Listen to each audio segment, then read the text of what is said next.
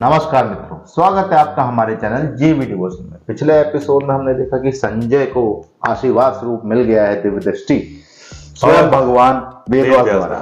जैसे ही संजय को दिव्य दृष्टि मिली, संजय ने सबसे पहले देखा महाभारत का वो रण, वो कुरुक्षेत्र, जहां पर दोनों सेनाएं एक दूसरे के सामने एक दूसरे का वध करने के लिए अधीर खड़ी हैं। वहीं पे अर्जुन की जो मनोदशा है इस वक्त बहुत ही विचलित है, क्योंकि इतनी बड़ी जनमानस की हानि न कभी हुई न कभी होगी।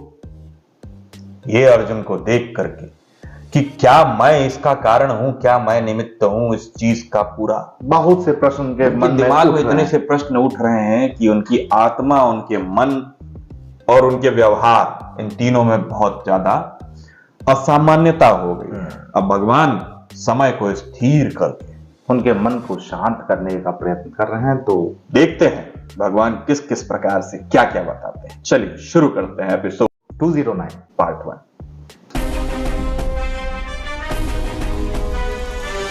वाह यार, कैमरा एंगल ही तो है, गजब दिया था भाई। यहाँ युवराज दुर्योधन खड़े हैं। स्मरण करो पार्थ, पांचाली को दासी बनाकर द्यूत सभा में लाने का आदेश इन्होंने ही दिया था। दुशासन, ले आओ उस दासी द्रौपदी को इस सभा में। यदि वो घमंडी स्त्री मेरे आदेश को स्वीकार न करे तो उसे बालों से पकड़कर खींचकर यहां ले आना।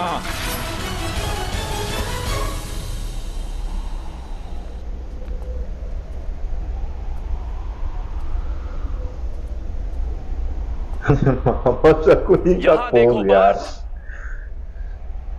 ये है तुम्हारे मामा श्री शकुनी। आज तो इनके हाथों में तलवार है, किंतु छल से संहार करने का प्रयास करते हैं सदा। वापस स्थिर कर दे। स्मरण करो कैसे इन्होंने तुम 5 भाइयों और तुम्हारी माता को वारणावर्त में भस्म करने का प्रपंच रचा। वारणावर्त के भवन में हमारे 5 जो शत्रु एकत्रित होंगे, उसी भवन में तुम्हारा युवराज सुयज्ञ होगा।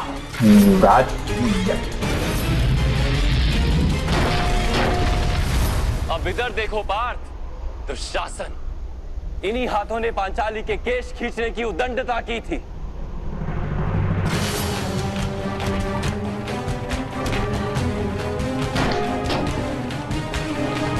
दुशासन क्या तो इससे बड़ा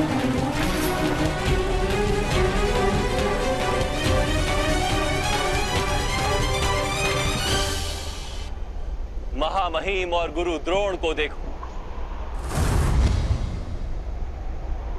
मौन रहकर पांचाली का अपमान देखते रहे।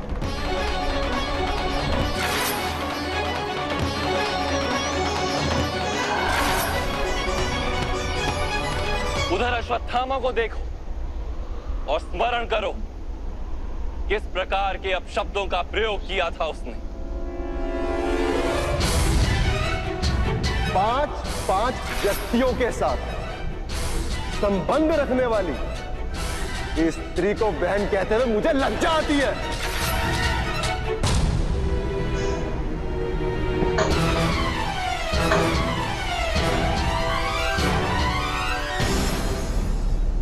क्या अब तुम्हारा हृदय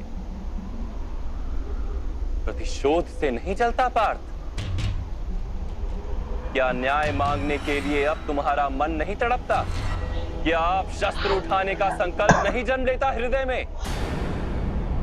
क्या अब युद्ध अनिवार्य नहीं है?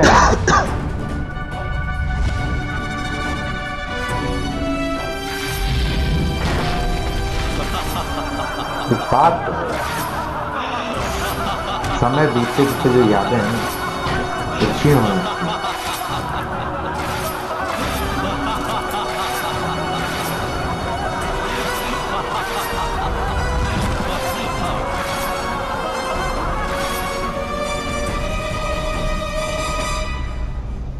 हाँ माता, ये युद्ध अनिवार्य है।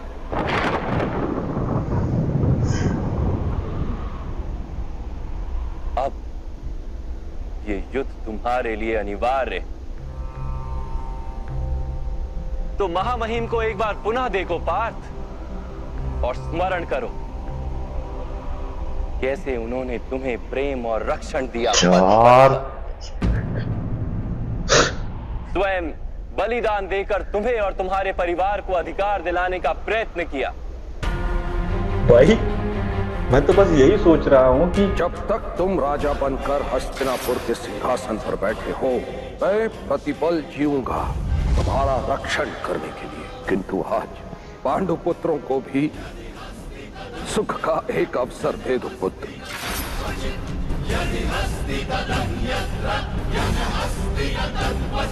एक बार पुनः गुरु द्रोण को देखो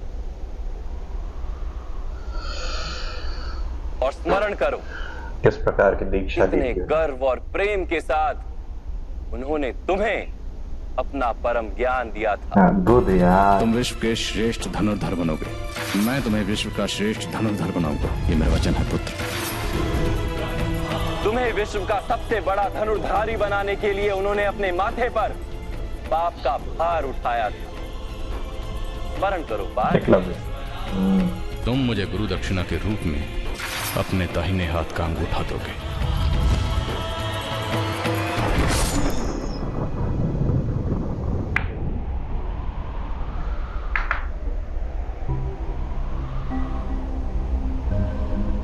अर्जुन गांधन के लिए करुणा भी होगी तो उसको थोड़ा सा यार बेहतरीन दिखा रहे हैं भाई।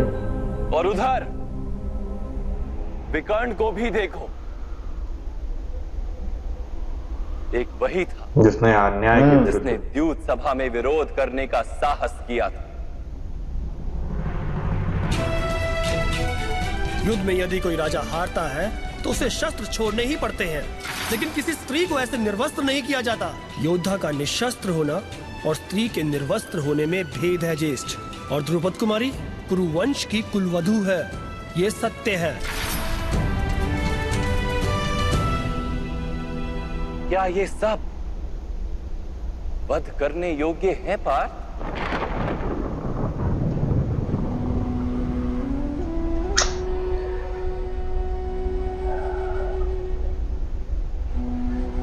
नहीं माता, मैं इनका वध कैसे कर सकता हूं? परिस्थितियों के हिसाब से। अवश्य,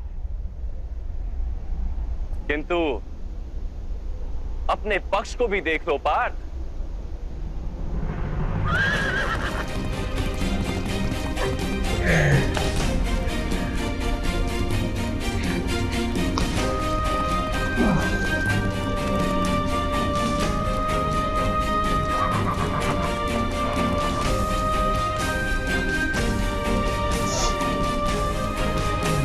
गाय अपने पक्ष।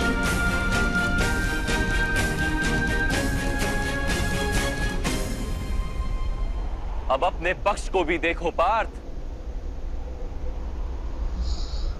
तुम्हारे ज्येष्ठ भ्राता युधिष्ठिर, भ्राता भीम, तुम्हारे अनुजों को देखो, तुम्हारी संतानें, तुम्हारे भतीजों को देखो।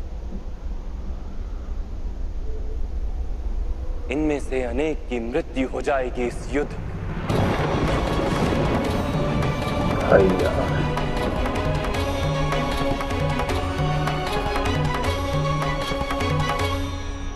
इन सब की मृत्यु की संभावना से तुम्हारा हृदय दुर्बल नहीं होता पार्थ? सारे फैक्ट्स जो जो अर्जुन को हिला सकते हैं सब रखना है।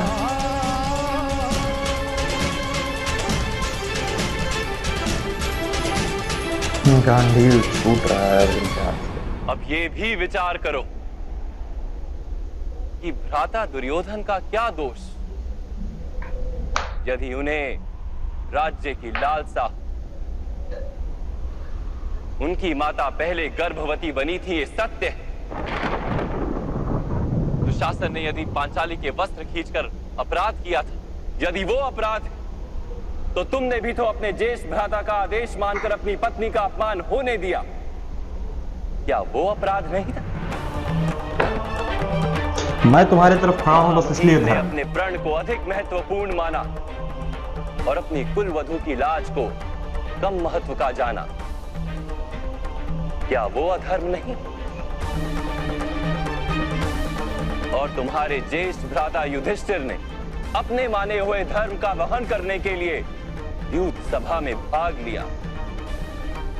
क्या वो अधर्म नहीं था?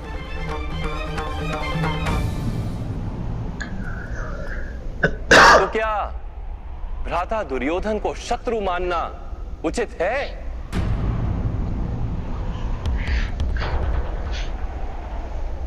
क्या तुम्हें अपने पक्ष में धर्म दिखाई देता है पार्थ?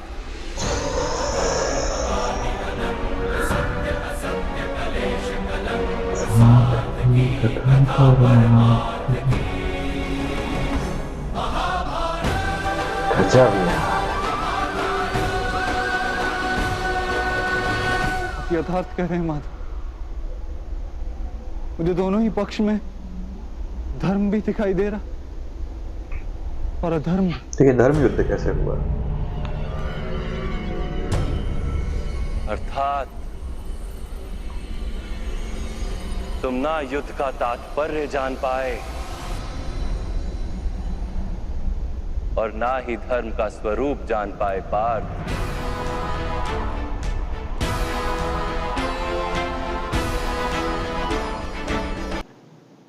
समुद्र की अस्थिर लहरों की तरह अर्जुन का मन भी डोल रहा है और जिस तरीके से उन्होंने अपनी पतवार भगवान के हाथ में दे रखी है, भगवान उसको यूं मौजों में खिला रहे हैं कि जिसका मतलब अर्जुन कभी सोच ही नहीं सकते थे। एक तरफ पितामह को उन्होंने ब्लैक एंड व्हाइट का गेम खेल दिया है। हर व्यक्ति के अंदर कुछ अच्छाइयां और कुछ बुराइयां होती है। इस वक्त भगवान अर्जुन को अर्जुन की जगह से हटा करके एक तीसरे व्यक्ति के रूप में ले जाकर सभी का पक्ष एक व्यक्ति के पास लेके जा रहे हैं और कह रहे हैं क्या तुमको इसमें धर्म दिखाई देता है? यदि हाँ तो इसने ये अधर्म किया। अब बताओ धर्म दिखाई देता है? हाँ तो बताओ इसने ये धर्म किया था, अब क्या करोगे? वो देखने में अजीब लगा। पहले उन्होंने ये दिखाया कि इस पक्ष में इन्होंने आपके साथ क्या क्या किया है और हम क्यों युद्ध कर रहे हैं। तो क्या युद्ध करना अनिवार्य नहीं है? बिल्कुल है, मैं मारूंगा। उसके बाद पितामह गुरुद्रोण का उन्होंने प्यार भी दिखाया कि कब कब उन्होंने तुम्हारा पक्ष लिया, कब कब तुम्हारी ओर खड़े रहे, कितने प्यार से उन्होंने तुम्हारे लिए सब कुछ किया। तो क्या अब इनका वध करना उचित है? नहीं। अब उन्होंने फिर अपना पक्ष दिखाया कि तुम्हारी ओर से क्या क्या द्यूत होने दिया, तुम्हारे भ्राता ने द्यूत होने दिया, तुमने अपने भ्राता का जो आदेश था वो किसी की मर्यादा से ज्यादा उचित है, तो क्या तुम अपराधी नहीं हो? तो उन्होंने सारे पक्ष दिखाए हैं और अब अर्जुन जो है इस दुविधा में चले गए हैं कि क्या निर्णय लें, क्योंकि अब तो उनको दोनों बैलेंस लग रहा है। तो अब हमारे भगवान श्री कृष्ण ने ये कहा है कि अभी तक आप जो है युद्ध करने का जो है मर्म भी नहीं जान पाए, उद्देश्य और धर्म की व्याख्या दोनों नहीं जान पाए, दोनों आप ग्रहण नहीं कर पाए हैं। तो अब किस प्रकार वो ग्रहण करवाते हैं अर्जुन से और संशय निपटाते हैं। भगवान इस वक्त सज्ज हैं ज्ञान देने के लिए। आप लोग भी सज्ज हो जाइए ज्ञान देने के लिए। ज्ञान शीघ्र ही आपको गीता के वो अनेकों अनेक ज्ञान जो कि बहुत ही सूक्ष्म रूप से लिखे हुए हैं गीता में, उसको सरलतम भाषा में भगवान के मुख से ये सीरियल प्रस्तुत करने की कोशिश कर रहा है। तो फिलहाल इस एपिसोड को हम यहीं समाप्त करते हैं। शीघ्र ही लौटेंगे एक और नए एपिसोड के साथ। तब तक के लिए राधे राधे।